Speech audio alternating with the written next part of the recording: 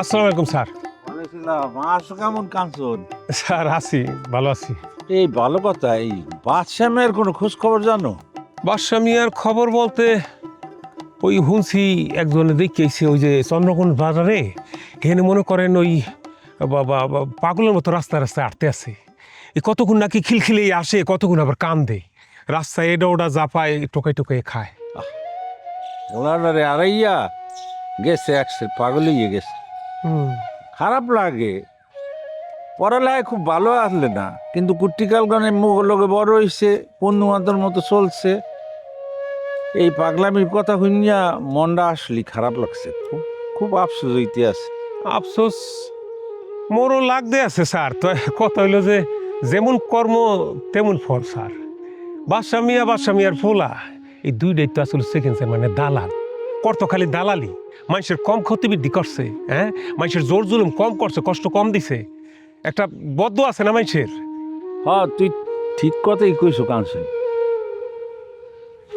যে যেরকম কর্ম করবে তারে সেই রকম ফল ভোগ করতে হইবে।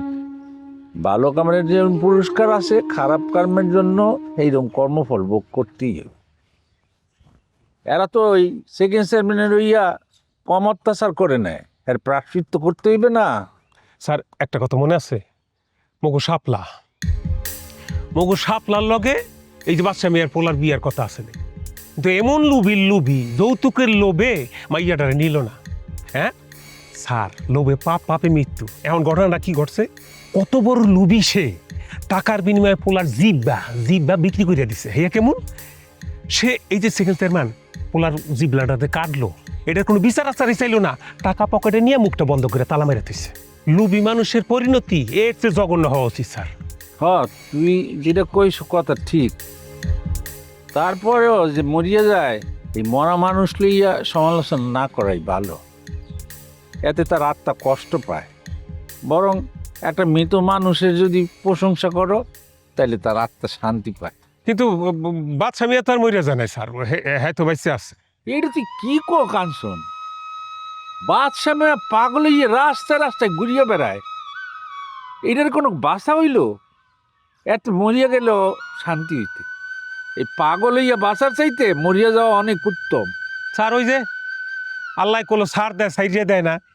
সেকেন্ড চেয়ারম্যানের দালালি যারা যারা করছে, মানুষের অনিষ্ট যারা করছে, এখন একটার কপালে ভালো নাই, এক দুর্গতি আইবই। একের ঠিক কথা কইছিস। সেকেন্ড চেয়ারম্যানের পক্ষ হইয়া যারা যারা এই নিরীহ মানুষের উপর অত্যাচার করছে, তুই দেখ, একটা সুখে আছে, একটা শান্তিতে আছে। প্রত্যেকটায় তার পাপের প্রায়শ্চিত্ত করছে, আর করিয়া যাইতেই। হয় স্যার, সেই দলে তো মুইও পইরে যাই স্যার। মুই জীবনে সেকেন্ড চেয়ারম্যানের কথা হইন না, কত বড় পাপ, কত বড় জঘন্য অন্যায় করছি, এই অন্যায়ের কোনো মাপ নাই স্যার।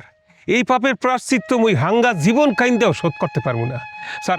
দেখেন কত বড় দুঃখের কথা স্যার, মুই মোর পোলারে বাঁচানোর লেগিয়া হাবুর মাথায় বাড়ি দিলাম, কিন্তু আল্লাহ মোর পোলারে খাইতে লেগে গেল। মানে কষ্টের কোনো শেষ নাই আমার। মুই আমও হারাইছি, সালাও হারাইছি, এইদারে হাবুর মাথায় বাড়ি দিলাম, পোলারও বাঁচাইতে পারলাম না। আল্লাহ আল্লাহ আসলে কাউরে সাইজে দেয় না। কষ্ট লইসটা, কপালের লেহা যা থাহে হ্যাঁ তো আর খণ্ডন করন যায় না। আল্লাহ লিখকে রাখছিলে, তোর কপালে যেটা সেইটা হইছে, এলইয়া এখন আফসোস করিস না। তুই তো ভালো মানুষ, তুই ভালো মানুষ বললিয়া তোর এই যে আত্মসমালোচনা আসছে, এটা সবাই থাহে না। যে মানুষ তার থাকে, তোর আছে, তুই মানুষ, তুই ওইটা ভুল হয়েছিল, তুই এটা বুঝতে পারছ, কিন্তু সবাই বোঝে না। এই যে সেকেন্ড চেয়ারম্যান খালেকের মতো একটা পোলা রাত কাটতে লইয়ে গেছে, এরপরে এমন কোন অন্যায় আছে যেটা এরা করে নাই? মানুষের জায়গা দখল করা, ওই মানুষের বাগান দখল করিয়া লইয়া যাওয়া, কোনটা ছাড়ছে? সময় যাইবে, কিন্তু মানুষ বলবে না। ইতিহাস কখনো বলা যায় না। যে ভালো কাজ করবে প্রশংসা পাইবে, যে খারাপ করবে সে চিরকাল নিন্দা পাইয়া যাইবে। বাদ দে, এই ল একটু খাজুতলি যাই, সেলিমের দোকানে একটু চা খাইম, এরপরে একটু পাতার যাইতে হইবে। আয় আয় আয়।